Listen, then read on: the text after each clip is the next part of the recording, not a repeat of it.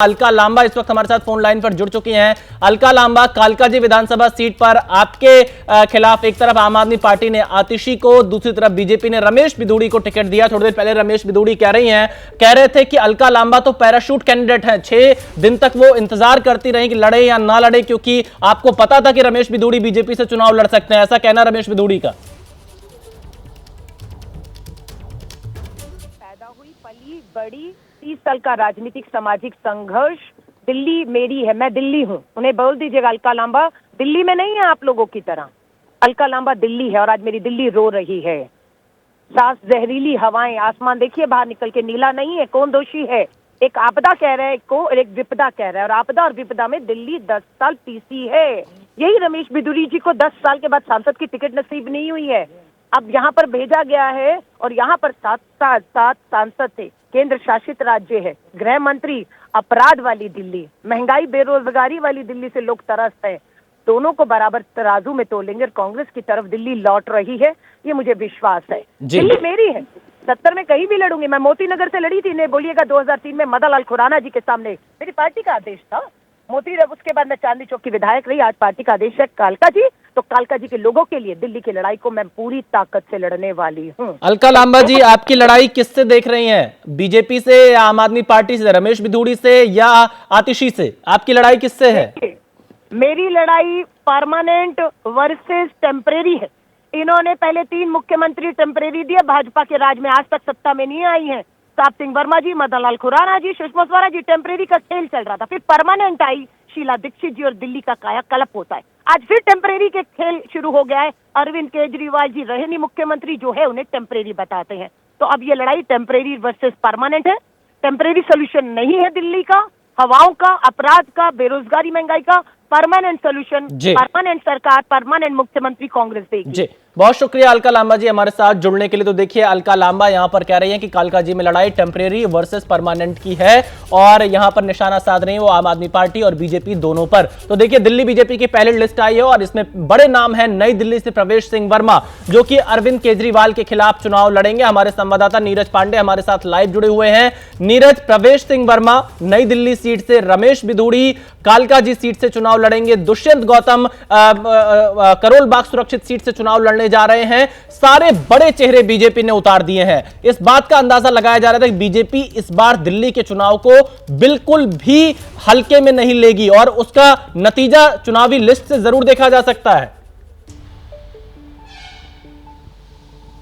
देखिए, अभी 51 सीटें बाकी हैं विशाल। 29 सीटों की घोषणा की है भारतीय जनता पार्टी, लेकिन 29 सीटों में ही अगर आप देखें तो वो तमाम चेहरे हैं जो बहुत चिर परिचित हैं। रमेश बिधूड़ी, प्रवेश वर्मा, दुष्यंत गौतम। इसके अलावा आप देखें तो कई ऐसे नाम जो दूसरे दलों से भी आए, चाहे कैलाश गहलोत हो, चाहे वो राजकुमार चौहान हो, करतार सिंह तंवर हो। ये सारे वो नाम हैं जो दिल्ली की राजनीति में बहुत स्थापित नाम है, बहुत पुराने नाम है और इनको लगभग हर आदमी जानता है। भारतीय जनता पार्टी ने दरअसल इन 29 लोगों की जो सूची है उसमें साफ तौर पर ये मैसेज देने की कोशिश की है कि ये चुनाव उनके लिए करो और मरो वाला चुनाव है। इस चुनाव में वो हर चीज़ अपनाना चाहते हैं जिससे कि विनेबिलिटी ही सबसे इम्पॉर्टेंट चीज़ हो। आप देखें, विजेंद्र गुप्ता जो अभी फिलहाल नेता प्रतिपक्ष हैं और उनकी पत्नी रेखा गुप्ता जो महिलाओं की बड़ी नेता मानी जाती हैं दिल्ली में, दोनों को टिकट दिया, एक को शालीमार से और एक को जो है रोहिणी से। तो इससे साफ तौर पर भारतीय जनता पार्टी ने मैसेज देने की कोशिश की है यहाँ पर कि जो जीतने वाला कैंडिडेट होगा, जो भारतीय जनता पार्टी की सीट को जिता सकता है, उन सभी को चुनाव मैदान में उतारा जाएगा।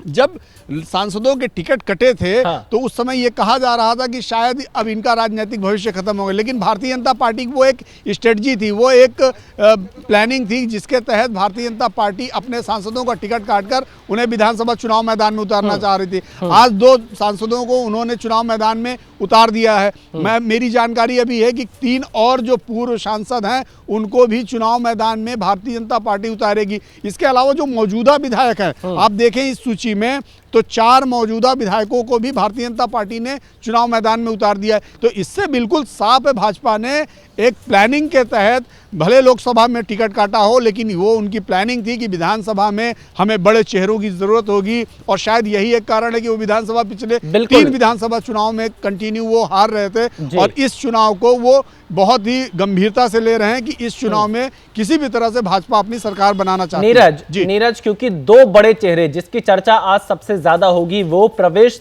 सिंह वर्मा की, जो कि अरविंद केजरीवाल के खिलाफ चुनाव लड़ेंगे, और रमेश बिधूड़ी जो कि कालकाजी सीट से आतिशी के खिलाफ चुनाव लड़ेंगे। और दोनों ही बीजेपी के बड़े नेता हैं। एक के बारे में आपने खुद ही बताया कि हमने रमेश बिधूड़ी को देखा है कैसे तमाम मुद्दों पर संसद में वो लड़ जाते थे, उनकी जो बयानबाजियां होती थी वो काफी आक्रामक होती है। और प्रवेश वर्मा जो कि हाल फिलहाल में अरविंद केजरीवाल और प्रवेश वर्मा के बीच जुबानी जंग भी देखने को मिली थी, पैसे बांटने के तमाम आरोप एक दूसरे के ऊपर लग रहे थे। अब ऐसी स्थिति में दोनों ही बड़े नेता लड़ेंगे, तो क्या बीजेपी इस रणनीति में है कि अरविंद केजरीवाल को नई दिल्ली तक ही पूरे चुनाव कैंपेन में सीमित किया जाए और आतिशी का पूरा फोकस कालकाजी तक ही सीमित किया जाए? देखिए, अरविंद केजरीवाल आम आदमी पार्टी के सबसे बड़े नेता हैं। अरविंद केजरीवाल के पास जिम्मेदारी 70 विधानसभा सीटों की, लेकिन अगर वो अपनी ही सीट में घिरते नजर आएंगे तो निश्चित रूप में दिल्ली के अन्य हिस्सों पर वो शायद उतना समय ना दे पाएं। आपको याद हो, आप उत्तर प्रदेश के चुनाव में आप भी बहुत सक्रिय थे। करहल से जब अखिलेश यादव चुनाव लड़ रहे थे तो भारतीय जनता पार्टी ने वहाँ लास्ट आवर में अपने एक केंद्रीय मंत्री को चुनाव मैदान में उतार दिया, और नतीजा ये हुआ कि परिवार के 5 बड़े सदस्य उस विधानसभा चुनाव को के ही अखिलेश यादव हार ना जाए, और वो सब लग गए। अगर वो 5 उस समय वहाँ नहीं लगे होते तो अलग अलग 5 सीटों पर काम कर रहे होते। तो ये भारतीय जनता पार्टी की हमेशा से स्ट्रेटजी रही है। ममता बनर्जी को, शुभेंदु अधिकारी को चुनाव मैदान में उतार कर ममता बनर्जी के खिलाफ भारतीय जनता पार्टी ने बंगाल में घेरने की कोशिश की। ऐसे ही भाजपा की ये हमेशा से स्ट्रेटजी रही है कि बड़े नेताओं के सामने बड़े चेहरे उतारे जाएं ताकि उनको उन्हीं की मांद में घेरा जाए और वो दूसरी तरफ अपना ध्यान न दे पाएं, और उसका फायदा भी मिलता है। और भाजपा ने कई राज्यों के चुनाव में इसका फायदा देखा है। यही कारण है कि प्रवेश साहिब सिंह वर्मा, जो साहिब सिंह वर्मा पूर्व मुख्यमंत्री थे, उनके बेटे हैं, किसी पहचान के मोहताज नहीं है, उनको नई दिल्ली सीट से चुनाव मैदान में उतारा है। नई Delhi seat high profile seat है, ज़्यादातर यहाँ एम्प्लॉइज रहते हैं, सरकारी कर्मचारी रहते हैं, और हाई प्रोफाइल सीट मानी जाती है। इसलिए इस सीट में अरविंद केजरीवाल को घेरने की ये भाजपा की बड़ी स्ट्रेटजी है। भाजपा यदि इसमें कामयाब होती है तो भाजपा के लिए बहुत बड़ा दांव होगा। बिल्कुल नीरज, इस लिस्ट में एक चीज और देखने को मिलती है जो हर चुनाव में हम बीजेपी की देखते हैं कि अगर किसी पार्टी से कोई व्यक्ति वो पार्टी छोड़कर बीजेपी में आया है तो बीजेपी अपने वादे को पूरा करती है, और कुछ वैसा ही हमें इस लिस्ट में दिखाई दे रहा है। कैलाश गहलोत को टिकट देना, अरविंदर सिंह लवली को टिकट देना, कुछ और नाम आपने राजकुमार का नाम लिया, तो इन तमाम लोगों को बीजेपी अगर अपनी पार्टी में लेकर आई तो उनको टिकट देकर यह मैसेज दिया है कि हम वादा खिलाफी नहीं करते हैं। देखिए, ये हमेशा से रहा है। मैंने कई राज्यों का चुनाव देखा है। भाजपा जब दूसरे दल से किसी नेता को कुछ कमिट करके लाती है तो उस कमिटमेंट में खरी उतरती है। भाजपा की ये स्ट्रेटजी रही है, और भाजपा करती भी उन्हीं के साथ ऐसी बातें जिनके साथ वादे पूरे किए जा सकें।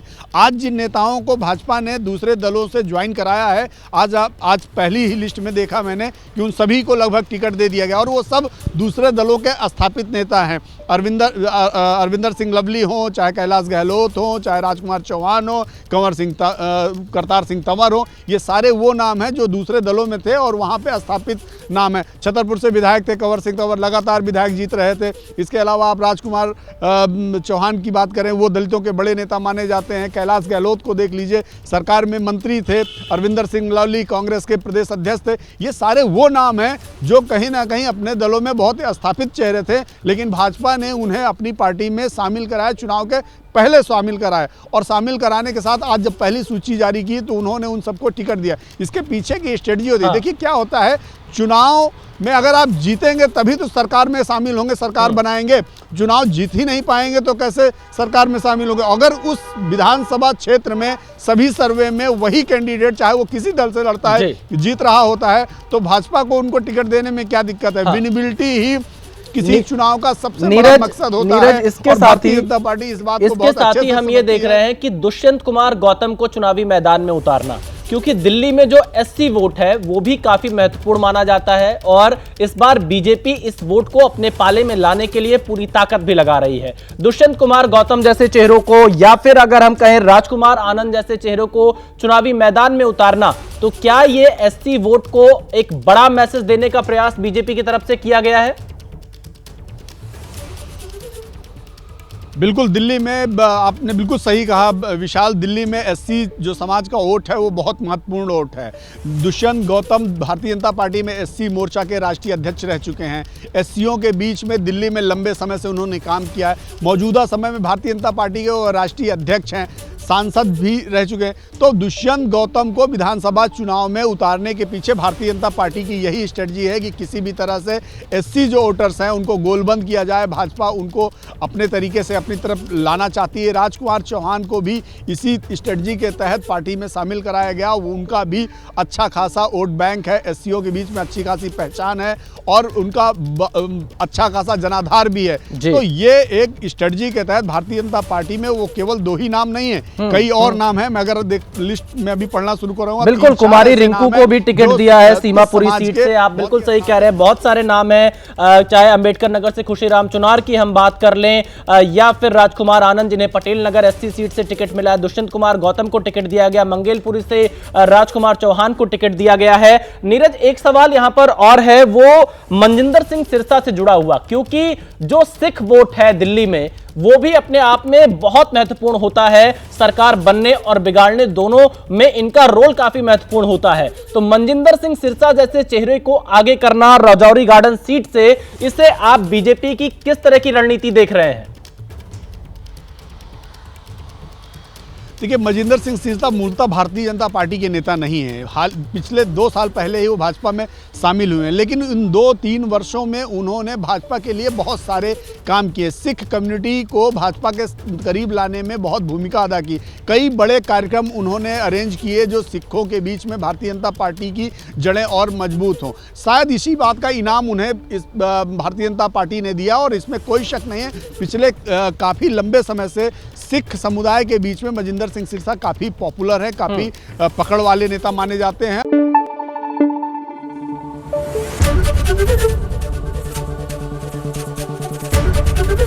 एबीपी न्यूज आपको रखे आगे।